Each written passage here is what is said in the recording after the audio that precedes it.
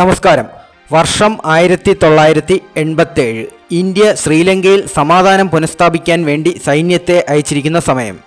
ശ്രീലങ്കയിലെ ജാഫ്ന ഉൾപ്പെടെയുള്ള പ്രദേശങ്ങളെ തമിഴ് പുലികളുടെ കരങ്ങളിൽ നിന്ന് മോചിപ്പിക്കുക എന്നതായിരുന്നു ഇന്ത്യൻ പീസ് കീപ്പിംഗ് ഫോഴ്സിന്റെ ചുമതല. അങ്ങനെയിരിക്കെ ഒരു ഇന്ത്യൻ സൈനിക ജീപ്പിന് നേരെ തമിഴ് പുലികളുടെ ആക്രമണമുണ്ടായി. ഒരു ഇന്ത്യൻ ജനറൽ സഞ്ചരിച്ച തുറന്ന ജീപ്പിന് നേരെ അവർ ഗ്രനേഡ് എറിയുകയായിരുന്നു. എന്നാൽ ആ ഇന്ത്യൻ ജനറലിന്റെ പേഴ്സണൽ ബോഡി ഗാർഡായി നിയോഗിക്കപ്പെട്ടിരുന്ന കേവലം 18 വയസ്സ് മാത്രമുണ്ടായിരുന്ന ഒരു യുവ സൈനികൻ ആ ഗ്രനേഡ് ജീപ്പിൽ പതിച്ച് പൊട്ടിത്തെറിക്കും മുൻപ് തന്നെ ഒരു അത്യുഗ്രൻ ക്യാച്ചിലൂടെ അത് സ്വന്തം കൈപ്പിടിയിലാക്കുകയും അത് എറിഞ്ഞ ആൾക്ക് നേരെ തന്നെ തിരിച്ചെറിയുകയും ചെയ്തു. പിന്നീട് ആ തമിഴ് പുലിയുടെ തല ഛിന്ന ഭിന്നമായി ചിതറുകയാണ് ഉണ്ടായത്. ആ നിമിഷം മുതൽ ആ യുവ സൈനികൻ പിന്നീട് അറിയപ്പെട്ടു തുടങ്ങിയത് കോബ്ര എന്ന വിളിപ്പേരിലാണ്. ഈ കോബ്ര പിന്നീട് 1999 നടന്ന കാർഗിൽ യുദ്ധത്തിലും അസാമാന്യ പ്രകടനമാണ് കാഴ്ചവെച്ചത്. ആരോഗ്യ കാരണങ്ങളാൽ ഒരാഴ്ച യൂട്യൂബിൽ നിന്ന് വിട്ടുനിന്ന ഞാൻ റിപ്പബ്ലിക് ഡേയോടനുബന്ധിച്ച് ചെയ്യുന്ന ഈ വീഡിയോ നമ്മുടെ കാർഗിൽ യുദ്ധത്തിൽ കോബ്ര എന്ന് വിളിപ്പേരുള്ള ഈ സൈനികൻ വഹിച്ച അസാമാന്യ പങ്കിനെക്കുറിച്ചാണ് പരിശോധിക്കുന്നത്. 1969 ജൂലൈ 3 ജനിച്ച ഡിഗേന്ദ്ര കുമാർ പരസ്വാൾ 1985 തൻ്റെ 16ാമത്തെ വയസ്സിൽ രജപുത്താന റൈഫിൾസിൻ്റെ 2nd ബറ്റാലിയനിൽ അംഗമാകുകയായിരുന്നു. ട്രെയിനിങ് പൂർത്തിയാക്കിയ ശേഷം ഇദ്ദേഹത്തിൻ്റെ ആദ്യ പോസ്റ്റിംഗ് കാശ്മീരിലായിരുന്നു. അവിടെ തീവ്രവാദികൾക്കെതിരെ ഇദ്ദേഹം ശ്രദ്ധേയമായ അനേകം പോരാട്ടങ്ങൾ കാഴ്ചവെച്ചു. അങ്ങനെ ഇരിക്കുമ്പോഴാണ് ഞാൻ നേരത്തെ പറഞ്ഞ ശ്രീലങ്ക ദൗത്യത്തിൽ ഇന്ത്യൻ സേന ഏർപ്പെടുന്നത്. ദിഗേന്ദ്രകുമാറിന് ഒരു പ്രത്യേക കഴിവുണ്ട്. അത് എന്താണെന്ന് വെച്ചാൽ ഏതെങ്കിലും ഒരു ദിക്കിൽ നിന്ന് ആക്രമണം ഉണ്ടായാൽ അങ്ങോട്ട് നോക്കുന്നതിന് മുൻപ് തന്നെ ആ ശബ്ദം വന്ന ലക്ഷ്യസ്ഥാനത്തിലേക്ക് തിരിച്ച് ആക്രമണം നടത്താൻ കഴിയും. ഈ ഒരു കഴിവും കൂടി പരിഗണിച്ചാണ് ഇദ്ദേഹത്തെ ഇന്ത്യൻ പീസ് കീപ്പിംഗ് ഫോഴ്സിന്റെ ഭാഗമാക്കിയത്. ശ്രീലങ്കയിൽ വെച്ച് ഞാൻ നേരത്തെ സൂചിപ്പിച്ച സംഭവത്തിന് പിന്നാലെ എടുത്തു പറയത്തക്ക മറ്റ് 2 സംഭവങ്ങളിലും കൂടി ഇദ്ദേഹം പങ്കാളിയായിരുന്നു. അതിലൊന്നായിരുന്നു ഓപ്പറേഷൻ പവന്റെ ഭാഗമായി ഒരു MLA അടക്കം 5 തമിഴ് പുലികളെ വധിച്ചത്. ഇത് അക്കാലത്ത് ഒട്ടേറെ വിവാദങ്ങൾ വിളിച്ചു വരുത്തിയ ഒരു സംഭവമായിരുന്നു. പിന്നീടൊന്നായിരുന്നു തടവിലാക്കപ്പെട്ട 10th പാരച്യൂട്ട് റെജിമെന്റിലെ 36 സൈനികരുടെ ജീവൻ രക്ഷിച്ചതും. രാത്രിയുടെ മറവിൽ 50 കിലോഗ്രാം സ്ഫോടക വസ്തുക്കൾ അടങ്ങിയ ഒരു ബാഗ് ശരീരത്തിൽ വെച്ച് കെട്ടി പുഴ നീന്തി കടന്നായിരുന്നു ഈ ദൗത്യം. പുഴക്കരയിൽ സ്ഥിതി ചെയ്തിരുന്ന LTT താവളത്തിന് നേരെ ഇദ്ദേഹം ഗ്രനേഡ് എറിയുകയായിരുന്നു. തമിഴ് പുലികൾ പ്രത്യാക്രമണം നടത്തിയെങ്കിലും ഇരുട്ടിന്റെ മറവിൽ അവർക്ക് ഇദ്ദേഹത്തെ കാണാൻ കഴിഞ്ഞിരുന്നില്ല. തമിഴ് പുലികളെല്ലാം തന്നെ ഡിഗേന്ദ്രകുമാറിനെ ലക്ഷ്യമാക്കി യുദ്ധം ചെയ്ത സാഹചര്യം മുതലാക്കി തടവിലാക്കപ്പെട്ട ഇന്ത്യൻ സൈനികർ തങ്ങളുടെ ആയുധങ്ങൾ വീണ്ടെടുക്കുകയും അവിടെയാകെ ആക്രമണം നടത്തുകയുമാണ് ഉണ്ടായത്. ഇങ്ങനെ ദിഗേന്ദ്രകുമാർ തിരികൊളുത്തിയ ആ ആക്രമണത്തിൽ 39 തമിഴ് പുലികളാണ് കൊല്ലപ്പെട്ടത്. അങ്ങനെ ദിഗേന്ദ്രകുമാർ ഇന്ത്യൻ സൈന്യത്തിന്റെ ഒരു അമൂല്യ നിധിയായി തുടരുമ്പോഴാണ് കാർഗിൽ യുദ്ധം ഉണ്ടാവുന്നത്. ശൈത്യകാലത്ത് ഇന്ത്യയും പാകിസ്ഥാനും അവരവരുടെ പോസ്റ്റുകളിൽ നിന്ന് തൽക്കാലത്തേക്ക് പിന്മാറുന്ന ഒരു ശീലമുണ്ട്.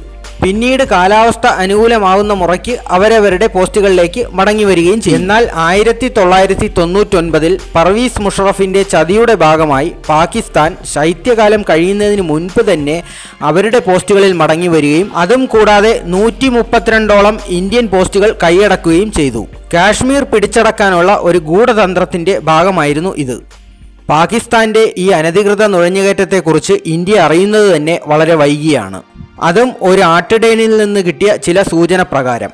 ശത്രുവിന്റെ മുന്നൊരുക്കങ്ങളും മുന്നേറ്റങ്ങളുമൊക്കെ വിലയിരുത്തുന്നതിൽ പരാജയപ്പെട്ട ഇന്ത്യൻ സൈന്യത്തിന് ആദ്യഘട്ടത്തിൽ അതുകൊണ്ട് തന്നെ വലിയ തിരിച്ചടിയാണ് നേരിടേണ്ടി വന്നത്. എന്നാൽ 2ാം ഘട്ടത്തിൽ കളി മാറുകയായിരുന്നു. ഇന്ത്യൻ സൈനികരുടെ അസാമാന്യ തന്ത്രവും അസാധാരണ ധൈര്യവുമാണ് പിന്നീട് പാകിസ്ഥാന് കാണേണ്ടി വന്നത്. ഇതിലൊന്നായിരുന്നു തോളോലിംഗ് കുന്ന് തിരിച്ചു പിടിച്ച പോരാട്ടം. ഈ ദൗത്യത്തിന്റെ ചുമതല ഡിഗേന്ദ്രകുമാർ അടങ്ങുന്ന രജ്പുത്താന റൈഫിൾസിന്റെ 2nd ബറ്റാലിയനായിരുന്നു. ജൂൺ 10 തോളോലിംഗിലേക്കുള്ള ദൗത്യം നിശ്ചയിച്ചിരുന്നത്. അതിന്റെ തലേ ദിവസം, അതായത് ജൂൺ 9 തന്നെ അന്നത്തെ സൈനിക മേധാവിയായിരുന്ന VP മാലിക്കിന്റെ നേതൃത്വത്തിൽ അവരൊരു അവലോകനം കൂടി. ശത്രുക്കൾ മുകളിലും നമ്മൾ താഴെയുമാണ്. മലയാകെ മഞ്ഞു മൂടിക്കിടക്കുന്നു. എങ്ങനെയും നമുക്ക് ആ മലയുടെ മുകളിൽ എത്തണം. അവിടെ 11 പാകിസ്ഥാനി ബങ്കറുകളാണ് നമുക്ക് നശിപ്പിക്കാനുള്ളത്. ഡികേന്ദ്രകുമാർ ഉൾപ്പെട്ട ആ ടീമിൽ 10 അംഗങ്ങളുണ്ടായിരുന്നു. 100 മീറ്റർ നീളം വരുന്നതും 6 കിലോഗ്രാം ഭാരം വരുന്നതുമായ വടം പാറയുടെ മുകളിൽ ആണിയുടെ സഹായത്തോടെ ഉറപ്പിച്ച് കയറുക എന്നതായിരുന്നു ആക്ഷൻ പ്ലാൻ. ഈ വടത്തിന് 10 ടൺ വരെ ഭാരം വഹിക്കാനുള്ള ശേഷിയും ഉണ്ടാകും. ഇതവർ ടെസ്റ്റ് ചെയ്ത് നോക്കിയിട്ടുണ്ട്. അങ്ങനെ ഓരോ 100 മീറ്റർ കയറി കഴിയുമ്പോഴും ആണി ഇളക്കി പുതിയ സ്ഥലത്തേക്ക് അടിക്കണം. അങ്ങനെ മല കയറി തളരുമ്പോൾ ഓരോ സൈനികരും ഊർജത്തിനായി ഇടവിട്ട് ഇഞ്ചക്ഷനുകൾ എടുക്കണം. ഇതും കരുതിയിട്ടുണ്ട്. രാത്രിയുടെ മറവിൽ മല കയറാനാണ് ഇന്ത്യൻ സൈന്യം പദ്ധതിയിട്ടിരിക്കുന്നത്. 11 ബങ്കറുകൾ ആക്രമിക്കാൻ മൊത്തം 10 സൈനികരാണ് ഇന്ത്യൻ ഭാഗത്തുള്ളത്. അതുകൊണ്ട് തന്നെ 1-ാമത്തേതും 11-ാമത്തെയും ബങ്കറുകൾ ഡികേന്ദ്രകുമാർ ആയിരിക്കും ആക്രമിക്കുക. ബാക്കിയുള്ള 9 എണ്ണം ഓരോ സൈനികർ വീതം ആക്രമിക്കും. ആക്ഷൻ പ്ലാനിൽ സംതൃപ്തനായ ജനറൽ VP മാലിക് സൈനികർക്ക് വിജയാശംസകൾ നേർന്നു. അങ്ങനെ പിറ്റേ ദിവസം രാത്രിയുടെ മറവിൽ മുൻ നിശ്ചയിച്ച പ്രകാരം തന്നെ ഇന്ത്യൻ സൈനികർ മലകയറ്റം ആരംഭിച്ചു. 17,000 അടിക്കുമൊക്കെ മുകളിലൊക്കെ സ്ഥിതി ചെയ്യുന്ന ബങ്കറുകളാണ് ലക്ഷ്യമെന്ന് ഓർക്കണം. 0-നും താഴെയുള്ള താപനില, പിന്നെ കാലാവസ്ഥയുടെ വെല്ലുവിളി പറയേണ്ടതുമില്ല. കൈകൾ തളരുമ്പോൾ പലപ്പോഴും സൈനികർ വടത്തിൽ കടിച്ചു തൂങ്ങിയാണ് നിന്നത്. എന്ത് പ്രതിസന്ധി വന്നാലും നമ്മൾ തോളോലിംഗ് കുന്ന് തിരിച്ചു പിടിച്ചിരിക്കുമെന്നും അതിൽ ഇന്ത്യയുടെ ത്രിവർണ പതാക നാട്ടിയിരിക്കുമെന്നാണ് പുറപ്പെടുന്നതിന് മുൻപ് ഡികേന്ദ്രകുമാർ ജനറൽ മാലിക്കിന് കൊടുത്ത വാക്ക്. അങ്ങനെയെങ്കിൽ തിരിച്ചു വന്നതിന് ശേഷമുള്ള നിന്റെ ആദ്യത്തെ പ്രാതൽ എൻ്റെ കൈകൊണ്ട് വിളമ്പിയിരിക്കുമെന്ന് ജനറൽ മാലിക്കും തിരിച്ചു പറഞ്ഞിരുന്നു. ഇത്തരത്തിലുള്ള ഊഷ്മള ബന്ധങ്ങൾ തന്നെയാണ് എക്കാലത്തും ഇന്ത്യൻ സേനയുടെ കരുത്തും. അങ്ങനെ ആ സംഘത്തിന് 16 മണിക്കൂർ എടുത്തു മലനിരകളുടെ മുകളിലെത്താൻ. പിന്നീട് നടന്നത് ശത്രുക്കളുമായുള്ള മുഖാമുഖ പോരാട്ടമായിരുന്നു. പാകിസ്ഥാനി മെഷീൻ ഗണ്ണുകൾ തീ തുപ്പാൻ തുടങ്ങി. ഇന്ത്യൻ ഭാഗത്തു നിന്നുള്ള പ്രത്യാക്രമണങ്ങളും ഉണ്ടായി. ശത്രുക്കളുടെ മുഴുവൻ ബങ്കറുകളും നശിപ്പിക്കുന്നതിന് മുൻപ് തന്നെ ഇന്ത്യൻ ഭാഗത്തു നിന്ന് ആൾനഷ്ടവും ഉണ്ടായി തുടങ്ങി. ഇതിനിടയിൽ ഡികേന്ദ്രകുമാറിനും വെടിയേറ്റിരുന്നു. പക്ഷേ അതൊന്നും വകവയ്ക്കാതെ തന്നെ അദ്ദേഹം ശത്രുക്കളുടെ ബങ്കറുകൾക്ക് നേരെ ഗ്രനേഡുകൾ തുടരെ എറിഞ്ഞുകൊണ്ടിരുന്നു. മൊത്തം 21 വെടിയുണ്ടകളാണ് ഡികേന്ദ്രകുമാറിന്റെ ശരീരത്തിൽ വന്ന് കൊണ്ടത്. പക്ഷേ ബുള്ളറ്റ് പ്രൂഫ് ജാക്കറ്റ് ധരിച്ചിരുന്നത് കൊണ്ട് തന്നെ ഇതിൽ 18 എണ്ണം ഇദ്ദേഹത്തിന്റെ ശരീരത്തിൽ ഒരു മുറിവുകളും ഏൽപ്പിച്ചിരുന്നില്ല. പക്ഷേ ബാക്കിയുള്ള 3 വെടിയുണ്ടകൾ വരുത്തിയ മുറിവുകളിൽ ഒരെണ്ണം സാരമുള്ളതായിരുന്നു. അതിൽ നിന്ന് ശക്തിയായി രക്തം പ്രവഹിക്കാൻ തുടങ്ങി. ഇതിനിടയിൽ എപ്പോഴോ താൽക്കാലികമായി വെടിയുച്ചകൾ നിലച്ച സമയത്ത് ഇദ്ദേഹം തന്റെ ഇടത് കൈയിലെ ആ മുറിവ് സ്വന്തം വസ്ത്രം വലിച്ചു കീറി അതിൽ കെട്ടുകയായിരുന്നു. ഇതിനോടകം തന്നെ ഇദ്ദേഹം 18 ഗ്രനേഡുകൾ എറിഞ്ഞുകൊണ്ട് ശത്രുക്കളുടെ മുഴുവൻ ബങ്കറുകളും നശിപ്പിച്ചിരുന്നു. ഇന്ത്യൻ ആക്രമണങ്ങളിൽ പരിക്കേറ്റ പാകിസ്ഥാൻ മേജർ അൻവർ ഖാൻ ഡികേന്ദ്ര സിംഗിന്റെ നേരെ ആക്രമിക്കാനായി പാഞ്ഞെടുത്തു. ആ സമയമായപ്പോഴേക്കും ഡികേന്ദ്രകുമാറിന്റെ കൈവശമുണ്ടായിരുന്ന ബുള്ളറ്റുകളും ഗ്രനേഡുകളുമെല്ലാം തീർന്നിരുന്നു. പാകിസ്ഥാൻ മേജർ അൻവർ ഖാന്റെ വെടി ഏൽക്കാതിരിക്കാൻ വേണ്ടി അയാളുടെ മുകളിലേക്ക് ഡികേന്ദ്രകുമാർ ചാടി വീഴുകയായിരുന്നു. ശേഷം കയ്യിൽ കരുതിയിരുന്ന കത്തി കൊണ്ട് അൻവർ ഖാന്റെ തലയറുത്തു. അപ്പോഴേക്കും ഡികേന്ദ്രകുമാറിന്റെ രക്തസ്രാവവും ഹൃദയമിടിപ്പുമെല്ലാം കൂടിയിരുന്നു. മുട്ടിലിഴഞ്ഞുകൊണ്ടാണെങ്കിലും അദ്ദേഹം തന്റെ ജനറലിന് കൊടുത്ത വാക്ക് പാലിച്ചു. ഡികേന്ദ്രകുമാർ തോളോലിംഗിൽ ഇന്ത്യൻ പതാക നാട്ടി. ശേഷം അദ്ദേഹം ബോധമറ്റ് വീഴുകയായിരുന്നു. ഈ സംഭവങ്ങൾക്കെല്ലാം സാക്ഷിയായി അമേരിക്കയുടെ ഉപഗ്രഹങ്ങൾ പകർത്തിയ ചിത്രങ്ങളുണ്ട്.